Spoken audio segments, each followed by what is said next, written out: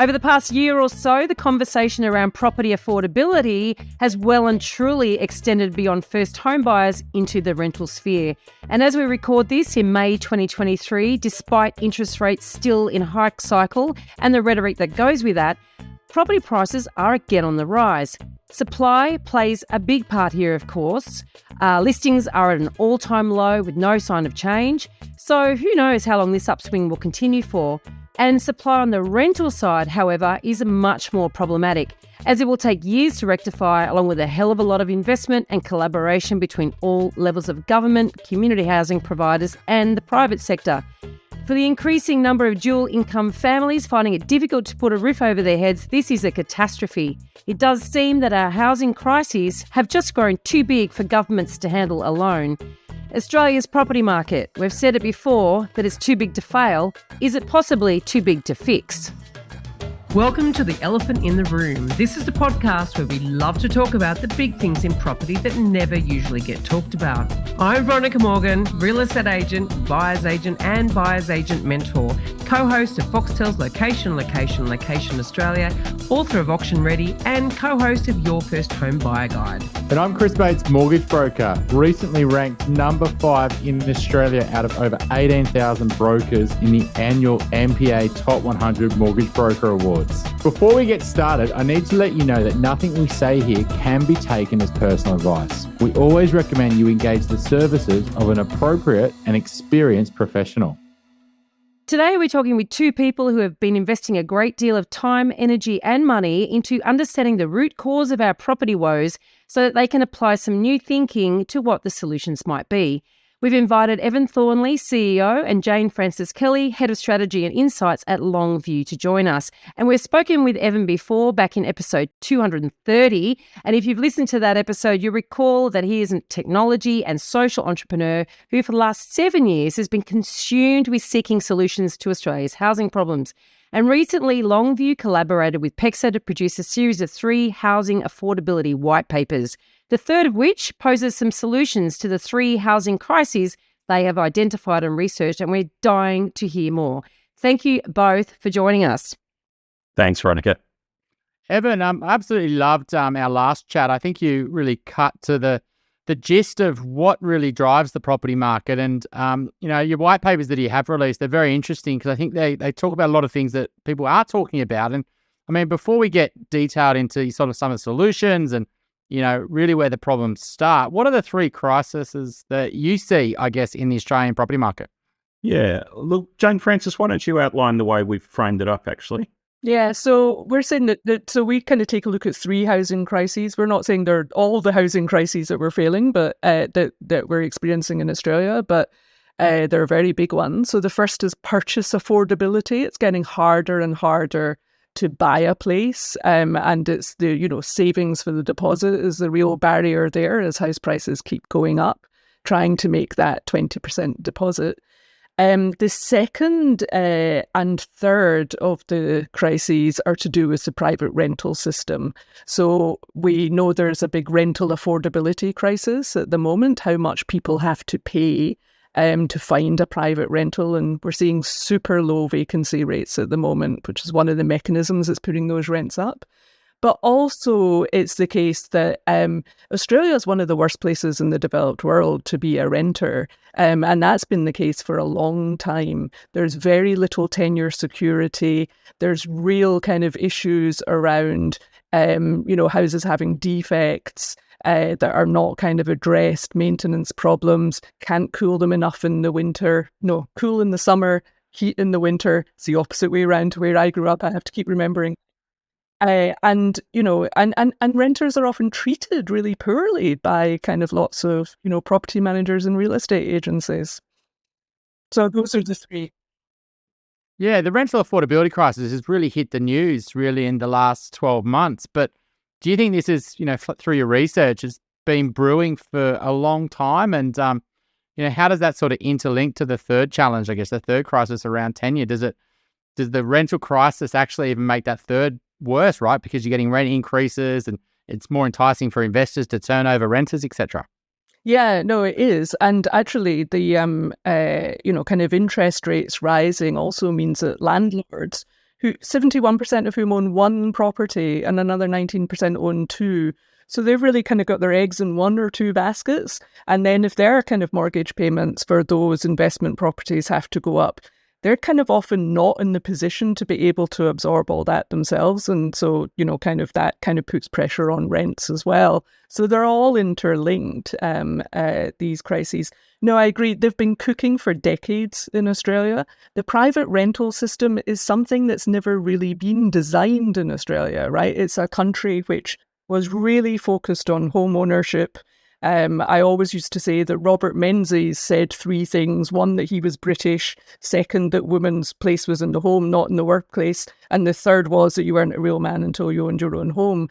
And it's kind of fascinating that we think that the first two of those are laughably out of date, but the culture is still kind of giving messages around, home ownership.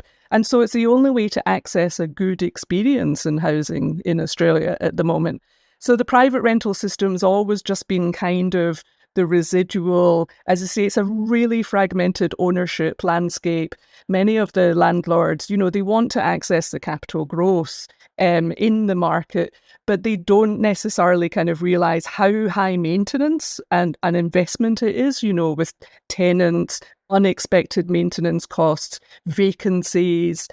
Suddenly a tenant might kind of lose their job and kind of have difficulties with rent for a couple of months. These are all things that the system is really not set up to be able to deal with at all. Do you think a lot of the talk's always about let's getting more people in the market when one of the solutions to housing purchase unaffordability, I guess that's one of your crises, right? That's getting harder to buy, is actually just creating a better rental options, better solution for people for renting. Like we instead of just focusing on let's just get everyone by, why don't we try to solve out our rental market and our investors first, or in the same time? Well, let's try. I mean, we've got to solve all three, right? And I guess that's what we've tried to say. It's important to separate the three different sets of problems, and there's others, right?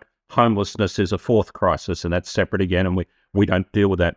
And not enough public housing. Yeah. So there's but part of the problem, I think, is that we talk about the housing crisis or the housing affordability crisis, and unless you break it into its component parts, what you tend to get is people with one perspective or one hammer in their hand or one set of vested interests proposing that their solution will solve, quote, the housing crisis. Now, so the development industry, for example, wants to see faster approvals and better zoning, and that will allow greater supply to come on stream. And that's true, and that would be a good thing.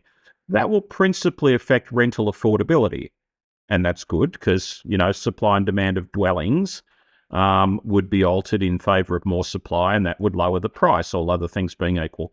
But they then pretend that that's a solution to purchase affordability, which is nonsense. Actually, the more development that goes on, the more pressure there is on land values, the higher that land values will go. So we need to separate the separate problems so that we can understand the impact of any proposed change or alteration across the system. It's a big enough problem, it's worth thinking it through properly rather than in a sort of knee-jerk way. I think too that there's a lot of rhetoric around individual landlords at the moment, both pro and con. And one of them is that, but the government, since the Royal Banking Commission and since APRA's intervention in sort of the mid-teens, investors have been chased out of the property market. And obviously, if they've had poor returns and all the rest of it, in 2021, a lot evacuated the property market as well. And then you've got certain governments, like the Queensland government's quite famous for trying to introduce very, not landlord-friendly or not investor-friendly legislation. But the fact is, encouraging more investors into the marketplace doesn't solve the problem that there's still only a set amount of dwellings. So you go, fine, so owner-occupied might not own it, an investor buys it, but at the end of the day, we're still, something like 1 million rooms short or something in this country. So that in itself is like one of those vested interests, I guess. There's vested interests on both sides of that argument, those from an ideological sense and those from an industry sense as well. So... But one of the things that you say in your reports, and I've heard you say this before too, Evan, is that tenants and landlords are both having a failed experience with property. So can you elaborate on that? Well, I think this is what we were trying to say in White Paper too. I'm a little sick of the sort of landlords versus tenants narrative, in the same way as I'm a bit sick of bosses versus workers, right? Systems can be bad for both groups, right? And so rather than trying to tilt a poor quality playing field in favor of one group or the other, how about we change the playing field? And, part of, I think, if in some ways it may not have been new news for people in White Paper 2 that renters get a raw deal in this country, though it may have been new news that it's actually a worse deal than it is in many other countries. Maybe people weren't aware of that. But I think it probably was new news to a lot of people, ironically including a lot of landlords, that the system is not working for the majority of them either. Their investment returns are poor. Their experience of the stresses and difficulties of being a landlord is poor. So it's possible that the system's bad for both. And that was really part of what we wanted to outline, so that actually we catalogue all of the problems for all of the parties. Because if you're trying to get a solution, then you're going to need to try and get solutions that, as we say, swim with the tide of the economics, and that get better outcomes for as many participants as possible. And so White Paper 3 starts talking about a radical restructuring of housing, where you separate the financial flows from the physical assets and the occupancy of those assets. Allow people to invest in housing, and we all want that, and we all want more investment in housing, but not have it so directly tied to individual assets and individual occupants of those assets. So that, to us, is what sort of breaks the Gordian knot of the private rental market and potentially liberates a better outcome for both renters and landlords and, property investors. We had a diagram in White Paper 2 where I remember telling our graphic design people, can you draw a house that is like being pulled apart in the middle in like a tug of war, right? So often a landlord just has one property in 3/4 of the cases almost. And so that one property has got to satisfy the needs of landlords, which are for return, sort of low maintenance and flexibility, because they've got all their eggs in that one house, to mix metaphors. Meanwhile, on the other side, the tenants want stability, they want the security of tenure, they'd like maintenance stuff, kind of kept up to date and kind of treated well. They want to feel like they've got the security of a home. And this one property in the middle is trying to satisfy these completely incompatible needs. And so we're kind of saying, as long as you have the fragmented ownership of the private rental system at the moment, you can never improve rental experience. The thing is really broken for both parties. Well, I mean, you've got a long-term need maybe from a tenant, maybe a short-term lifestyle change or need from an investor, and potentially you get that dream scenario, right, where an investor holds a property long-term, and they keep the place maintained. Yeah, and the investor's got this great, and we see that in a small minority of cases where the landlord's got an investment in what turns out to be a high-quality asset, and they have a good tenant in there, and the landlord ends up making a reasonably peaceful and good return, and the tenant feels that it's really their home. That definitely happens, but honestly, by sheer chance. And I would say in a small minority of cases, the bulk of the system is not delivering for either renters or landlords. And so when you're in this stage, sort of White Paper 3, obviously we've read it, so there's lots of solutions there, and we'll send it out to our listeners, etc. But what's some of your solutions, I guess, for the overall market? Let's say focus on the rental sort of crisis and rental solutions first for Australia. Well, this, I think, in many other countries, you do have large managed funds that own housing and that rent it out on a long-term basis. And that can work well or badly, by the way. There's nothing magic about institutional ownership, therefore means great results. There are plenty of evil corporate landlords in America, for example. But all other things being equal, properly structured and properly regulated, having long-term institutional ownership separates the needs of individual investors. They can buy and sell shares or units in the funds as they need to meet their own needs. And the fund can then manage the homes in a way that makes it people's home over the long term. So, that's a solution that's quite widespread in parts of North America, and particularly parts of Northern Europe. Germany and Scandinavia have a lot. Yeah. We're beginning to experiment with that a little bit in the build-to-rent sector in Australia, but that's a tiny proportion of the dwellings. There's no reason why there shouldn't be a much bigger bought-to-rent segment, right? That covers the 97% of dwellings that already exist.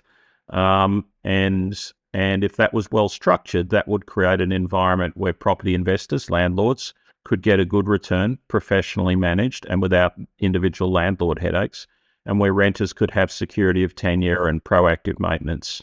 And the institutional owners would have an incentive to kind of keep good renters for a long time. And so we've been in White Paper 3, we have what we call a draft renters compact, where we kind of talk about the kinds of things that renters would really like, but that, kind of fragmented ownership landlords can't provide. So, kind of long-term kind of contracts, the ability to do interior alterations because the institutional owner is kind of, long holding, so for capital growth. So, you can treat the place like your home within reason. Maintenance guarantees, minimum standards on heating and cooling, kind of agreements about kind of how rent increases might happen, help with rent arrears caused by loss of employment, and respectful treatment. So, institutional owners could differentiate themselves by what they're willing to kind of offer their renters. So on that, and you point this out in one of the papers, that Australian rental yields haven't kept up with the increases in property value. And our yields here, and look, I'll just preface this by saying I never recommend people buy for yield. However, when you're looking at institutional investors, they're going to be looking at yields, of course. Can the build to rent or even the bought to rent sector be profitable in the face of this, given that the drivers of entry into this sort of market to be able to provide this sort of housing for tenants, is going to come at a greater cost than it would potentially in North America or even in Europe. They don't have the same upward pressures on prices in those markets that we have here. How does that work? Well, I think that's what we were trying to outline in White Paper 1. The Australian market is different to those markets. It's higher capital growth and lower yield. That's not probably better or worse. In many ways, I think it's actually better. But the investors, whether they're individuals or institutions, should therefore not be focused on yield. They should be focused on capital growth because that's where the money is in this market. And actually, institutions in many ways are better placed to have a long-term focus on capital growth and patient capital than many individual landlords. That's actually quite a good fit. And, if you can get exposed to stable long-term capital growth, which is an inherent quality of Australian residential property correctly bought, yes, yeah, that with caveat. high land content, Yes. right? Then in many cases, because it is stable, you can have some degree of leverage, levered exposure to that to increase your returns on equity. Then that's a perfectly good institutional investment. Institutions in this country are principally familiar with investing in property through commercial property, which is a much more yield-driven asset class. So there needs to be a bit of re-education for the instos, but they invest in other asset classes for growth, right? I mean, nobody invests in venture capital or private equity for dividend flows, right? They invest for capital growth. And it's patient money, right? Biotech, it'll take you 10 years to get your money back and you won't get any dividends. They're all negative cash flow. But if you invest in the right assets, you'll end up making very strong returns. So there are plenty of ways that Australian residential property can be a good institutional asset class, but it needs to be packaged up in a way that is that meets the needs of those institutional investors.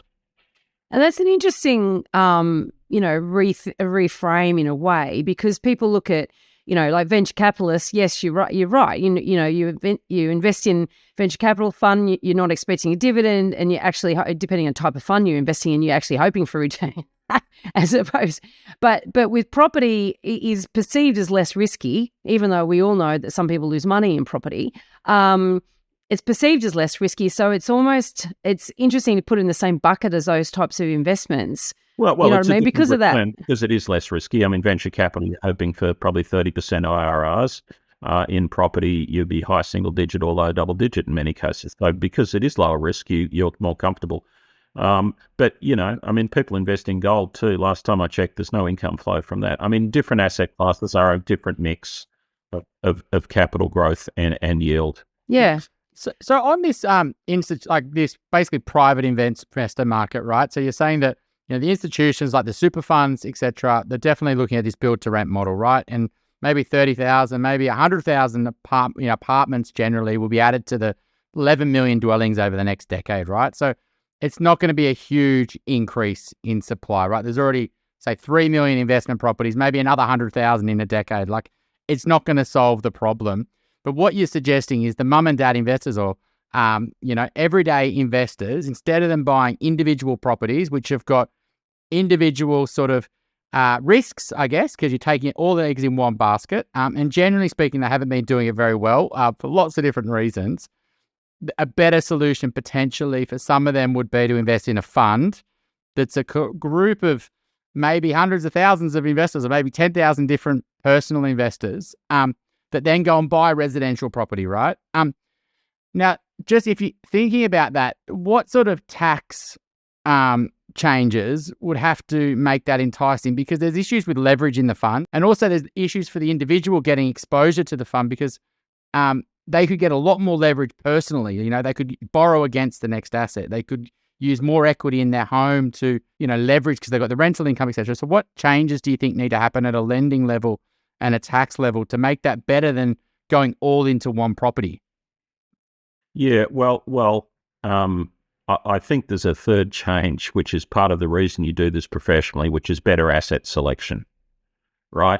I mean, the first thing that you need to get right, and the most important thing you need to get right in property investing, is to buy the right properties, not the wrong properties, right? So when I say just by virtue of, that's a huge just, but if you can have a professionally managed fund that is systematically investing in high quality assets, then you are going to, on average, get much stronger underlying returns for the investors, regardless of what leverage or tax situation may then flow. So let's start with the fundamentals. We've got to buy the right assets. And as you point out, and as our research shows, individual investors, generally speaking, are relatively unable to know which are the right properties, and in fact are often hoodwinked by people who know a lot more than they do into buying the wrong properties. So let's get people exposed to the right assets, point one. That's actually the single most important thing. The second question then is, can you do so in a way where they're not tax disadvantaged? And that's where there are a number of possible solutions, and in a separate way, shared equity funds, for example, because they're involved in principal places of residence, are not exposed to land tax. So that way, you're not tax disadvantaged. In fact, you share the tax benefits of homeowners. But for individual rental properties, then you would need to have structures that at least mean you're no worse off for things like land tax, and you can do that with a series of microtrusts. But there are also other parts of the market, like the affordable housing market, which already exist and which already have existing government exemptions for people that can provide housing at 25% below market rents. So there's ways of dealing with that. When it comes to bank debt and leverage, the broader the asset class, the better. The thing that would make these things much more manageable and would give lenders greater confidence to be able to lend and have security would be if there was a liquid secondary market for the shares in the funds. So if somebody did borrow to buy shares in the funds, which would be a sensible thing for them to do in certain cases, then the lender would need to know that if that person stopped making those repayments, that they could get the security for their loan. Now, currently, they have to go and sell a house to do that, which is actually very unhelpful to everybody, most importantly for whoever's living in that home. If somebody's units in a fund were the security for their lending, then those units would simply be sold into a secondary market. So that's why in White Paper 3, we talk about the importance of, property is an illiquid asset class. And as a consequence, investors need and demand, and lenders need and demand a premium to deal with the fact that they have to cope with that illiquidity. If you can have a more liquid market, and I don't mean so day traders can knock it up and down, 15 times in a day, like monthly liquidity would be fine, right? It doesn't need to be hyper liquid and hyper volatile. In fact, that would be a bad thing because this is a non-volatile asset class. Let's not introduce unnecessary volatility, but just a way where people can seamlessly adjust their portfolios or move in and out of the asset class, or God forbid, if somebody's pledged as security and that has to be sold, where that can happen in an orderly fashion. So we think that that's one of the keys to creating a funds system that would work, is for there to be a liquid market for shares in those funds or units in those funds. And so that as a solution isn't really a solution for affordability. It's not really a solution for supply or anything like that. It's a solution for a better experience for both tenants and investors.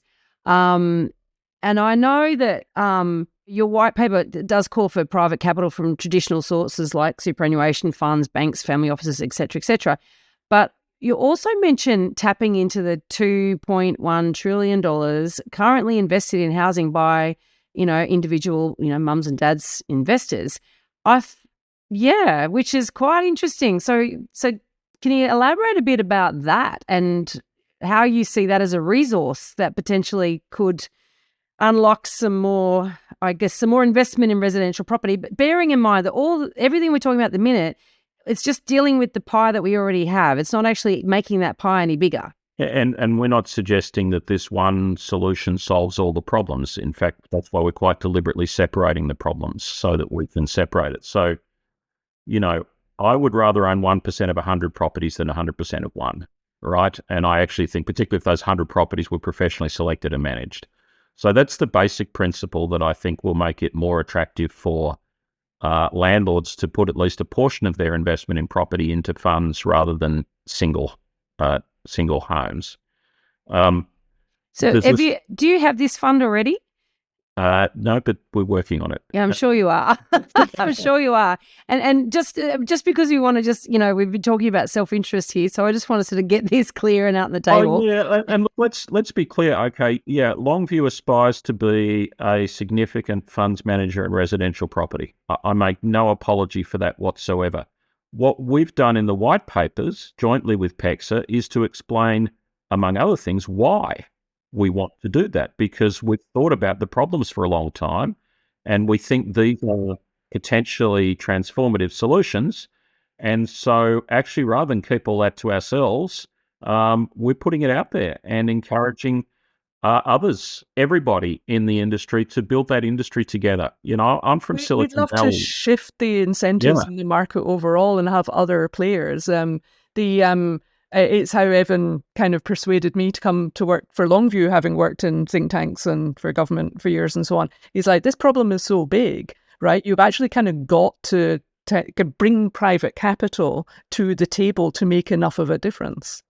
And I also kind of would say that when we talk about institutional ownership being a solution for kind of landlords, investors, and also for tenants on the tenure security and experience side, it's quite easy. We've kind of found some people will sort of underestimate how important that is. We think of private renters, it's fine if it's, kind of people in their early 20s saving up to spend a year in Bali and so on and so forth. But there are 26% of households in Australia are long-term private renters. There are, single parents with kids who if they, living with constant threat of having to move, and in a very low vacancy market, that might mean having to move kids schools, you give up your neighborhood kind of connections. You might have to move away from extended family who are helping you for childcare and so on. I mean, these are enormous kind of issues that people are living with in the private rental system.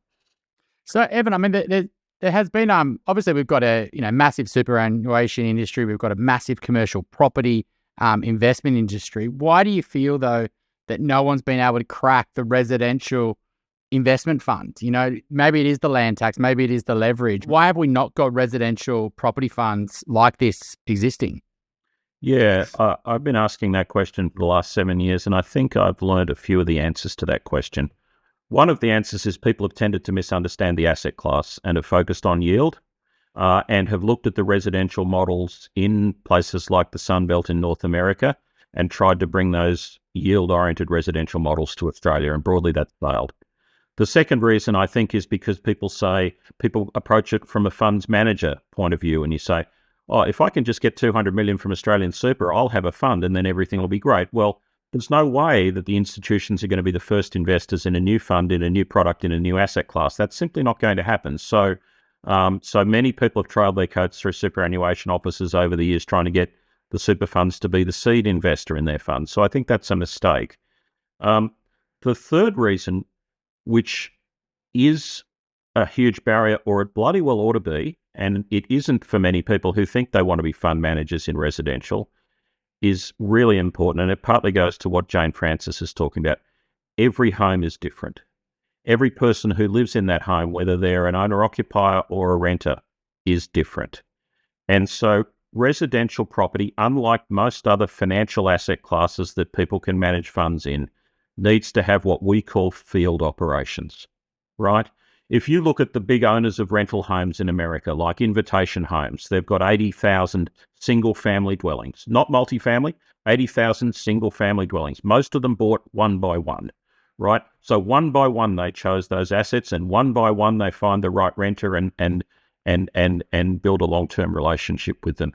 You need extensive field operations to do that well. If you don't have good field operations, you'll either do it badly or not at all, and that will deliver a poor quality experience for the people in the homes and a poor quality result for investors.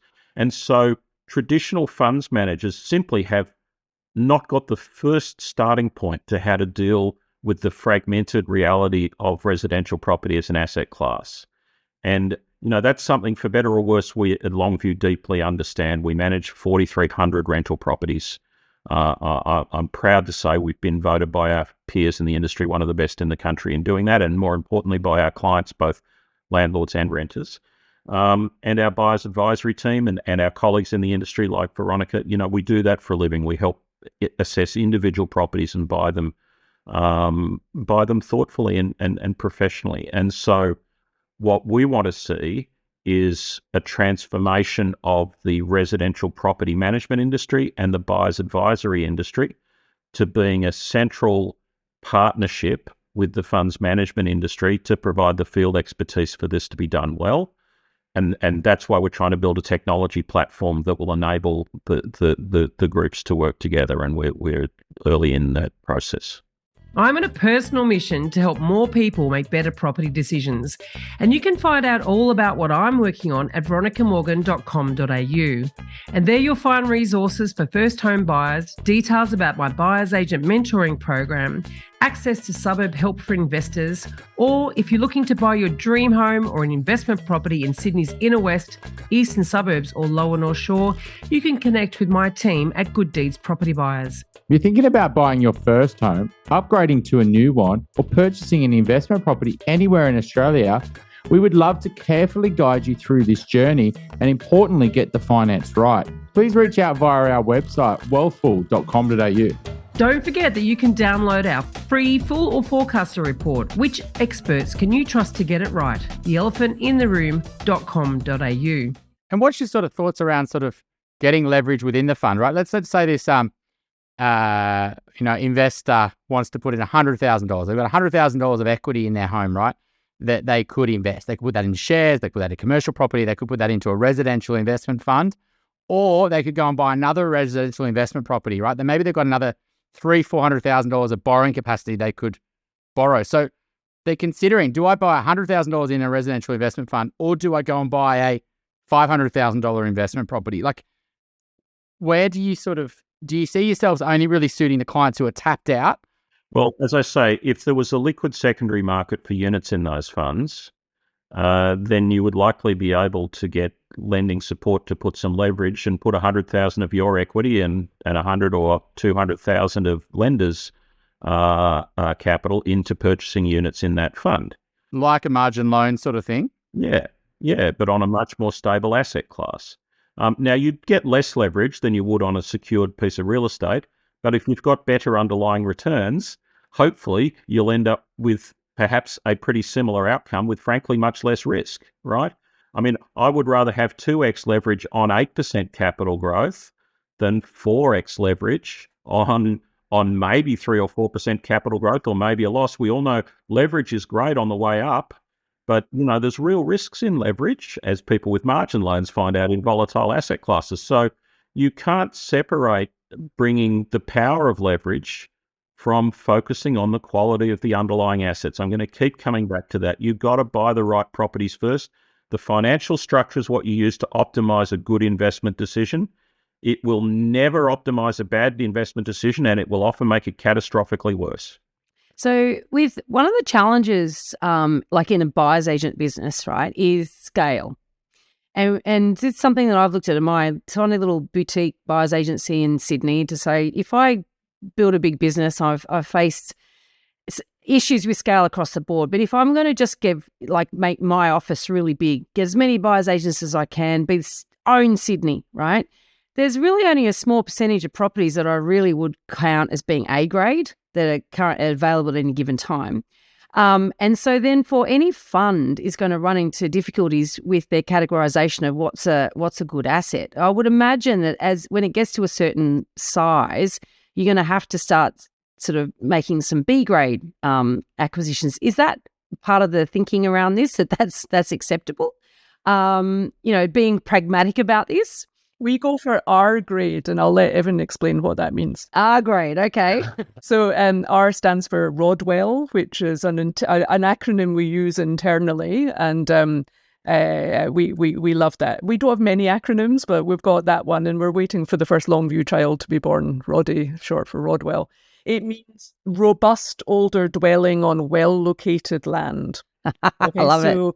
So essentially what we need to do is kind of make sure, you want to be, the most important thing is to avoid properties which are going to underperform the market, right? So, you want to kind of make sure that you're performing at least at the market and maybe more, but that still, could be 40% of properties. Now, how do you identify those? Well, most briefly, it's the ones with high land content, because as in White Paper 1, we showed it's land values that drive the property prices in the Australian property market. And so you're looking for places which are well-located blocks of land that have a robust older dwelling. And an older dwelling, because that means that a lot of the building will have depreciated by then, increasing the proportion that is land value. But you must be robust. We used to call them sodwells, solid older dwellings in well-located blocks of land. But sod, particularly in the country I grew up in, is not a good word. So we've got... sod it. Yeah.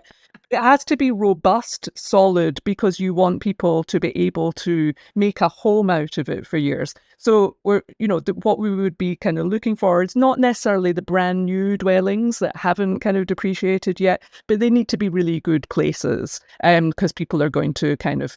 And what that means as well, because, they kind of... The building may have depreciated a lot, is that people can really treat it like their own home within reason. So if they want to knock down, an internal wall, paint all their bedrooms pink, whatever it is that they want to do, that's entirely doable. I'm talking about institutional ownership. I guess just to explain that, one of our sort of slogans is all the value's in the dirt, all the problems are in the building. You've got to get the right building, the right dwelling that is a solid home that is actually relatively low maintenance and is got plenty of years of useful life in it. And again, that's where field expertise comes in, right? So, but Veronica, I think if you're buying one property for a client, either as their home or as an investment, you absolutely want to shoot the lights out and get a top 5% property, okay? You owe it to your client to do that. If you're investing in a large portfolio of homes on behalf of a large group of investors, the bar is a little bit lower than that. You just need to have a good performing portfolio that on average is as good or better than the market. And so, as Jane Francis said, if you were buying homes from the top 40% of the market, that would mean that the average performance of that portfolio would outperform the property market itself by several hundred basis points. And the market on average is doing 7% capital growth. So you could get a collection of underlying assets which deliver sufficiently good performance at low volatility without having to be perfect with each decision. So I think there's, as we know, there's a $10 trillion asset class out there. There's enough of those properties for the foreseeable future. I aspire to the day when any fund is so big that it runs out of supply. Or one of the other concerns people have is somehow you're going to move the market. I'm like, have you ever tried moving a $10 trillion market? It's awfully hard to do that. Yeah, good luck. I mean, and presumably you have diversity in terms of location as well. So therefore, that's, you're not going to be able to buy that many at once. So, okay, so we've talked through sort of philosophically in a way what might help the experience of both investors and tenants, but still we haven't tackled supply, and that's obviously something that's possibly beyond the remit of this conversation and beyond what you're proposing anyway, because on the other...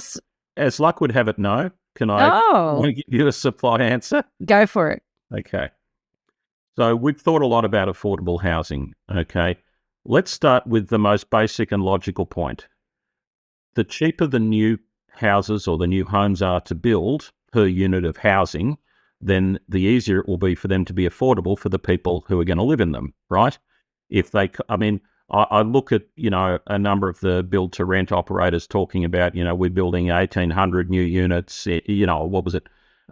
2,000 new units for a $1.8 billion portfolio. And I'm like, wow. So your build cost is $900,000 per unit. Like, that's not affordable housing, right? Now, I think if you talk to anyone in the development industry and in the housing space more broadly, you talk to people like Robert Prattelin at Housing All Australians, it's widely understood that the lowest cost form of housing is what I'll call large format medium rise. Okay, so larger developments of modest, 3 to 5 floors. And you can build good communities at that scale, and the average cost per dwelling is the lowest.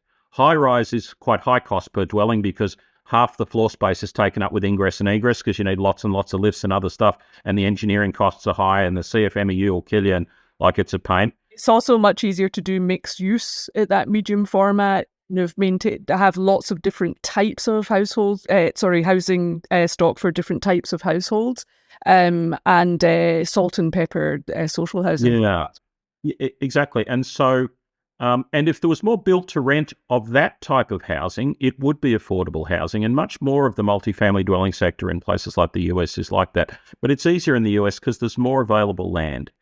So the problem is actually, how do you get the sites for that form of housing, right, close to transport and amenity in the suburbs where people want to live? And the answer is the only way you could do that is to patiently land bank over a period of many years, a group of properties such that at some stage in the distant future, you have a large agglomeration in a good location that could then be redeveloped for affordable housing. The problem is no one has a business model that makes sense for that. All the developers tend to have short-term business models where they don't want to have holding costs. I mean, if they do, they're buying a farmland in the path of progress, right, for a new suburb development on the fringe, or they're buying a brownfield site in Docklands, to take the Melbourne example, to build a high-rise tower. Nobody's in the business of land banking the suburbs. Again, forgive my Melbourne-centric examples. There are similar, and the only people that land bank the suburbs in Melbourne are Chadstone Shopping Centre and Scotch College, right? But they do. They're gradually buying everything around them. So somebody needs to gradually accumulate large sites close to transport and amenity in the suburbs on a large scale. Okay, well, a rental fund that was buying solid older dwellings on well-located land could do that, where every individual property that you bought in and of itself would justify through its own capital growth being part of the fund.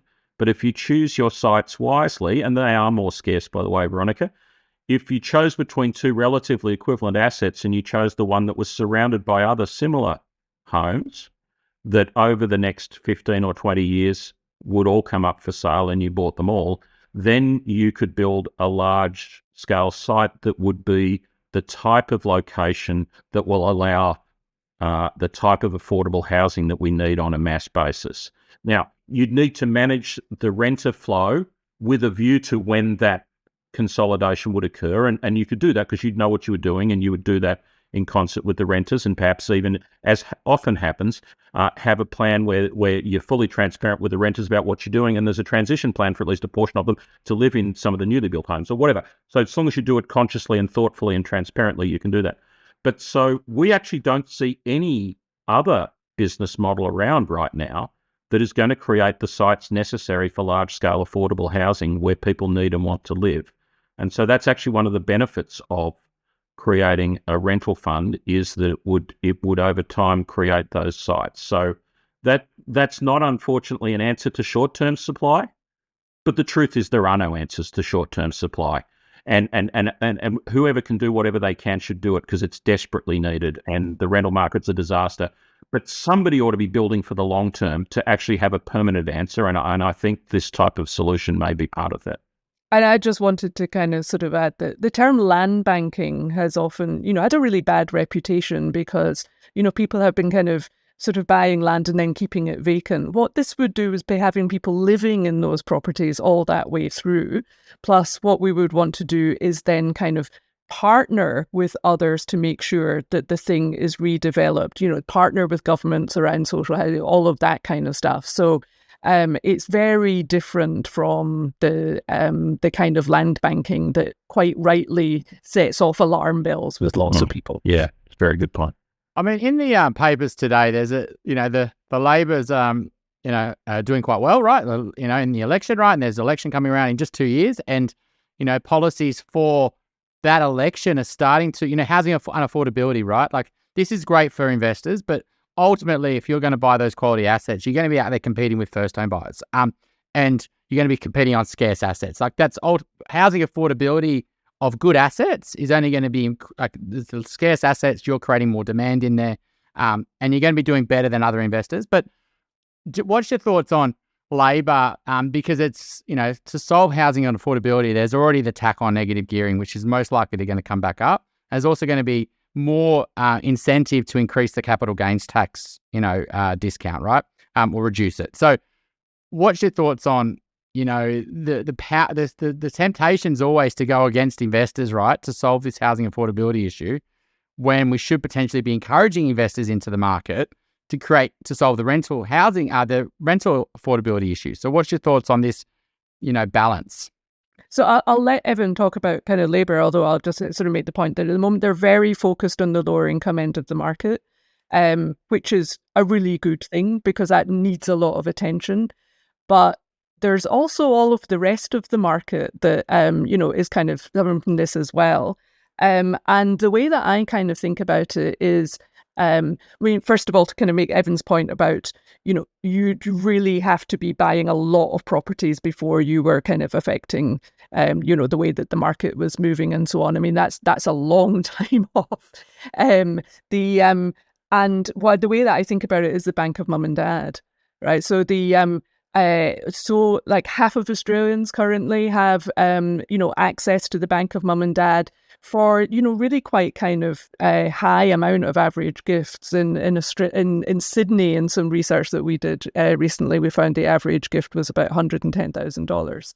So someone kind of said to me... Sorry, did you say half of first home buyers? Have access to the bank of mum and dad. Right, okay, and so we're going to focus on the people who don't have access to the bank of mum and dad. And, I could include myself. My parents live in a small island off the west coast of Scotland, they just thought it was hilarious, the whole idea of anyway. So I tell the people about, they sort of said, they say you were, kind of bidding for a place. So I live in this 1-bedroom apartment and I bid for it on the 4th of March, 2020. And they said, say, there was an institutional owner that was going to be kind of bidding beside you. Would you want them? And I said, well, I'll tell you what did happen, which was that there were 2 bidders for the apartment. There was me on a single kind of income and so on and so forth. And then there was a young woman in her early 30s who had her father with her. It got to a certain point in the bidding.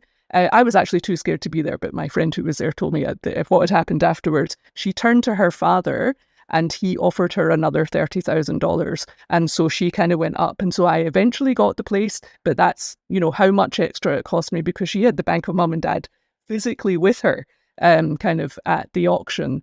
And so I think I'm going to say, it's like, this is, sort of what you're kind of bidding against, if you like, is kind of happening already in an industry. We're trying to make it a more of a level playing field and not just the people who are able to access, those kinds of extra sums. But sorry, Evan will have a better answer on the broader point. I just, can I just add in there that I see that happen all the time at auction, all the time. And a lot of people, they do. It's interesting how this perception, investors are taking away first home buyers' opportunities. It's like, well, actually, the Bank of Mum and Dad's taken away investors' opportunities in many cases. And I've seen all sorts of behaviour at auction. I find auctions fascinating for lots of reasons. So this is just one of the bits of behaviour I see. And I've even seen the adult children saying to, and dad, I've never seen mum say, no, son, I'll stump it up. I've never seen a mother say that, but I have, not to say that they couldn't or wouldn't, but, no, son, no, daughter, that's all right. I'll stump up the 50 grand. Oh, we can do it. And there's a bit of an ego thing, I think, also for some of these parents to go, I can do this and I'm here to help and I'm successful. And there's all this stuff that plays out at these auctions.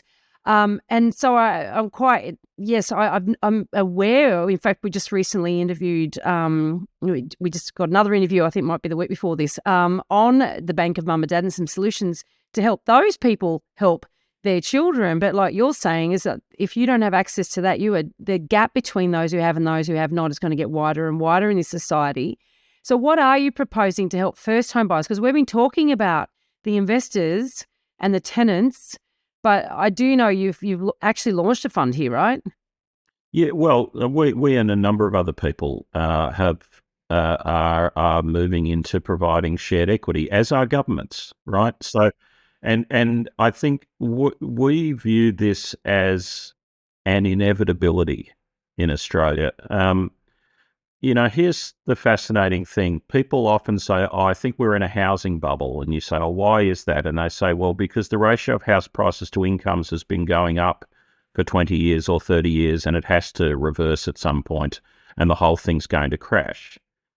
The reality is that gap has been widening for 100 years through every economic circumstance, through depressions, through interest rates going up and down, through different tax policies. Why has it been growing for 100 years? Because as we said in White Paper 1, the pressure of population has been growing land values for 100 years. And property prices are tied to land values which are driven by population, not so much by income. Okay, well then how has that circle been squared for 100 years? The answer is every generation has had to create a new financial approach to deal with that reality. Our great-grandparents, if they could buy a home at all, saved money and paid cash for a home. And that's when the gap between house prices and incomes was much lower. Our grandparents were the first generation to get access to a more broad-based system of mortgages, maybe 20-year mortgages, maybe 60% LVR, and that's how they bridged that wider gap. Our parents' generation were getting access to 75 or 80% mortgages, and we're often bringing in the beginnings of a second income to cope with an even wider gap. My generation are getting 80 to 95% mortgages plus LMI, plus often 2 full-time incomes. The mortgage lemon has been squeezed about as tight as it can be to cope with the 4th generation's challenge of that ever-widening gap. The 5th generation are already moving on what we call third-party equity. That's already a reality. It's principally called the Bank of Mum and Dad. And that's how that gap is being solved, but only for the people that have it. And so now, Firstly, the Bank of Mum and Dad is the fifth largest home financier in the country and growing and will continue to grow. Secondly, governments are now coming in to step in for those who don't have a Bank of Mum and Dad.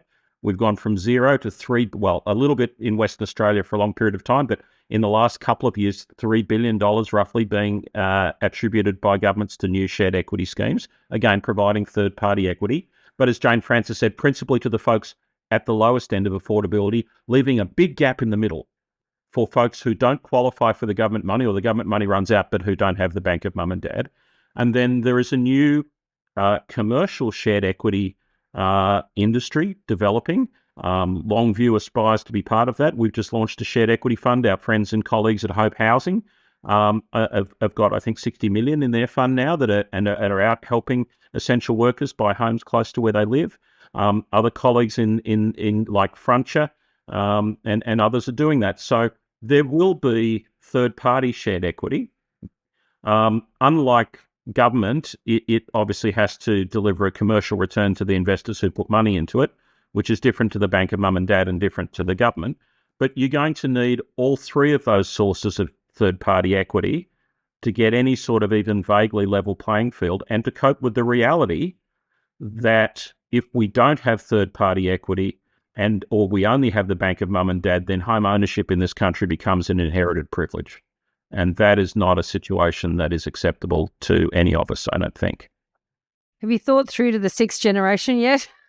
Just like, I think the whole deposit hurdle, right, is the big issue for first home buyers, right? And so the government have been doing the first home 5% deposit schemes, right? That's obviously been a roaring success, and it was 10,000, it was another 10,000. Now it's at 35,000, right?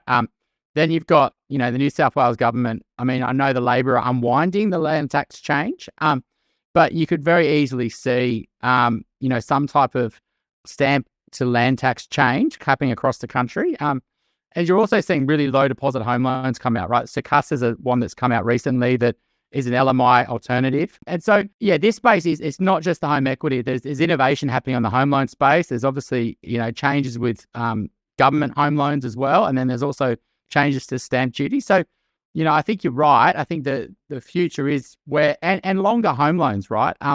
We're already seeing banks change home loans from 30 to 40 years, which is making home loans more affordable over a longer term. So do you think that didn't help me though, Chris? I was 49 when I bought, and so they would only give me a 25-year one, and I won't be retiring anytime soon. Yeah. all I'm saying is, Chris, there is a logical limit to debt finance, right? However you want to structure it, however you want to split the stack into ever different risk layers that get parceled out to different investors, there will be a limit to debt finance because it requires a coupon and it requires security. And as the gap widens, there is going to be, in addition to everything you've described, is the continuation of the evolution of debt finance over the last 4 generations. But all I'm saying is there is now, in addition to that continuing evolution of debt finance, there is a recognition that third-party equity is going to have a bigger and bigger role because the debt can only get you so far. And that's happening. That's not my prediction. That's reality. And I'm trying to outline the reasons why I think that will continue and will grow. One of the things in White Paper 1 that we outline, which I think is shocking to people, is the value of suburban land in this country as a share of the national balance sheet has gone from 30% to close to 50% in the last few decades. The share market, Australian equities, has been roughly stable at about 15%, right? So the reality is more and more of the wealth in this country is buried in the land of our suburbs. And that trend will, whether people like it or not, this is part of our point in White Paper 1, you can like that or hate it. Many of us don't like it. It just is, man. And unless you change the population policies of this country and the entire structure of the Australian economy, and some are advocating that, and they should do that. I'm not. Then we have to deal with the reality as we find it, and find solutions for people that give a level playing field. And third-party equity is going to have to be a significant part of those solutions. Short of the only thing I can see that would make a material difference No one's going to suddenly plan new cities that didn't exist and build. Like, people have been talking that since Whitlam and Albury-Wodonga. Even when people do overseas, it takes decades and it doesn't really work. Actually, you only have to say one word and respond to that, which is Canberra. It's funny, but even when you look at the gentrification of existing suburbs, it takes decades. So creating a city that's going to take over as a major metropolis. I am a big advocate, not for changing our population policy at all, but for a very fast train across the entire East Coast. And if you built that, then you might actually fundamentally begin to create an infrastructure that changes the demographics. But that is literally a 50-year project, right? And what are we going to do in the meantime?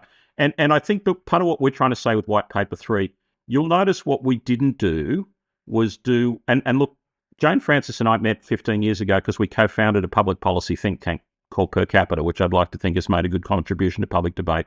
Jane Francis worked in 2 Prime Minister's offices. We understand public policy at a fairly deep level. And, I spent a week in a hotel room with Albo at a mate's wedding in Ireland. I get what government has to do. That just sounded so wrong, Evan. Did not do. We were sharing with mates. It was all right, nothing weird. What this paper does not do is start every sentence with the phrase "the government order," right? There's real limitations on what governments can do, and the biggest problem in housing debates, in our view, is that everybody has assumed and debated what the government ought to do. And the reality is the problem is much bigger than government. And that's why we're talking about, the entirety of government's state and federal contribution to housing in this country last year, I forget what it will be this year, was about $11 billion. Okay? It's just not that much. Okay? The private landlords in this country have $2 trillion.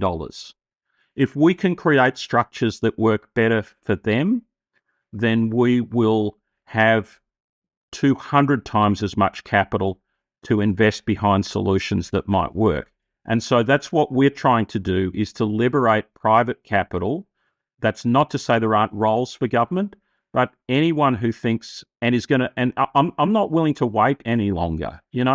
I've been out there advocating for more social and public housing for 40 years now, as have many other finer people than me, right? And, one of the things you learn in political activism is that you need to have a theory of change. And if your theory of change turns out not to work, and that theory of change is we're going to advocate for this and governments are going to do it, well, that has unfortunately, broadly speaking, not worked. And I'm not for a moment taking away from the fine efforts of good people who are going to continue that, and they should. But we need some other solutions that, and what we're proposing are things that, broadly speaking, do not require decisions or money from governments. And I think that's central to getting answers that are actually going to work at the scale we need. Because we also recognise it's not even just the scale. This stuff is really hard for governments. I arrived in Australia in 2004, and so I just remember John Howard saying no one ever complained to him about the value of his house going up, right? So, not his house, their house. But it's sort of deeply integrated the housing system into the kind of broader economy in Australia, and every Australian needs a roof over their head. And so, the scale is just colossal. Well, I think, and, we've talked many times in this podcast about the uniqueness of the role that residential property plays in this country's economy. And, in the introduction, I said, we've discussed, is it too big to fail, the residential property market here? We've certainly discussed, you've provided some insights into why it's got to that point, or why it's got to the stage it's got to. But also, how resourceful we are in ensuring that it continues, i.e. the third party shared equity side of things as a way to keep sustaining it, right, and propping it up. Will it get to 6th generation? Who knows? So some other clever solution will no doubt come up for that. I think what you say about being pragmatic effectively is basically it is what it is. So stop fighting it and let's just work with it. And I think that's really where this discussion is. If I can pull it to a point that really sort of encapsulates everything we've just said, is that a lot of this sucks. A lot of this totally sucks for a lot of people. But railing against that, getting angry about the 10% of landlords that own more than 2 properties, getting angry about, landlords putting up rents when for many, many years landlords have been reducing rents, and nobody gets angry when that happens, when their rent drops. So getting angry at the enemy that is actually not causing the problem, is not being the cause of the problem, isn't going to solve it. So this, what you're presenting is, okay, well, investors, you love property. Let's get out there and let's actually start doing this a bit differently. Like the Irish say, you wouldn't start from here, but you know what? We have to. Yeah, that's it. So just imagine a world where more and more of Australia's current landlords and their $2 trillion are invested into funds, some for shared equity to help home buyers get homes, and probably a larger proportion into institutionalized, into funds that manage rental properties in a dignified and long-term way. Well, that does 2 things. One, it provides the capital for those systems to operate, but it doesn't bring new money into the system, so it doesn't raise prices. It simply moves the money around, right? And what it also does is free up that housing stock that was owned by those landlords to either then be owned by better, more appropriate owners, either homeowners through shared equity or institutional owners through institutional rental. So you've redeployed a pool of existing capital. You've got those existing homes then in better ownership structures. And in the case of the rental funds, if you can then accumulate large consolidatable sites over time, you've set the stage for the expansion of large-scale affordable housing to hit the supply side. So, Australia's landlords can be central to this solution. They won't be the enemy. They will be the source of capital. And we can stop this false debate about trying to find a villain and recognise that the system is the villain. And if we build a different system, we can get a better outcome for everybody under that rule. If there was a game of football out there that where the rules allowed people to treat each other badly and beat each other up and not get penalised, then everyone would go out there and thump their opponents and cause brain damage and do all sorts of terrible things, not because they're bad people, because that's what the system would allow. If you then change the rules of the game and create a better system, and you introduce a salary cap and you structure the market in a different way, then you get a better quality game and a better quality outcome for all. So that's what we're trying to suggest is, and, LongView will play some tiny part in that, but what we're trying to do with our white papers is outline a solution that actually all participants could get on board with and start building a different system together. Awesome. I think there's lots of great ideas, and I think it is a big debate, right? And it is a whole market solution, and I would love to see, more institutional and funds to exist in the residential space. It's always surprised me why that hasn't been a solution here. And I agree with you, Evan. A lot of the reasons why that hasn't happened is because they wouldn't know what they're doing, right? And they wouldn't get the returns that justify. And then there is issues with tax, there is issues with leverage, and absolutely. So I think there's a whole marketplace that hopefully you guys can be successful in creating. And we wish you well with it. And we'll check in maybe in 12 months' time to see how you're getting on. So thanks for coming on and having a great chat. Thanks very much. Our definition of success is not us succeeding, but a whole pile of others doing the same thing. Yeah, we absolutely. Thanks for hearing us out. If you have a question that you'd like us to answer in an upcoming Q&A episode, you can send us a voicemail or written question via the website, theelephantintheroom.com.au, or you can email us directly at questions@theelephantintheroom.com.au.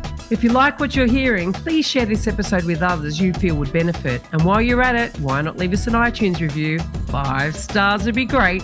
I know that sounds a bit cringy, but we have it on good authority that every review helps make it easier for other people to find out about us and hear what our amazing guests have to say.